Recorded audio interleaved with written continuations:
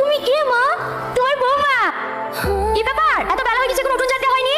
কাল থেকে পরে উঠোন ঝাড় দিবা। আমি সকালে একটু তোমাকে ঘুমাইতে দেখলে কিন্তু গায়ে পানি ঢেলে দেবো, কথাটা মাথায় থাকে জেনে। এই কে তুই? কে মানে? এই বাড়ির মালিক, তাতে ঝাড় দাও। এই তুমি কোথায় যাচ্ছ? টিউশনে। ঠিক আছে, টিউশন থেকে শুধু বাড়ি চলে আসবা, কোনো ছেলের সঙ্গে কথা বলবে না। তোকে আজ 12 বছর পর কাছে পেয়ে আমার যে কি আনন্দ হচ্ছে তোকে বলে বোঝাতে পারবো না। ওগো এটা দেখো কে এসেছে। ভাই এতদিন পর, ভালো আছো তো? কখন আসলা? এসেছে অনেকক্ষণ আগে, আমি বাজার থেকে এসে দেখছি গেটের সামনে দাঁড়িয়ে আছে। বাইরে দাঁড়িয়ে থাকা কেন?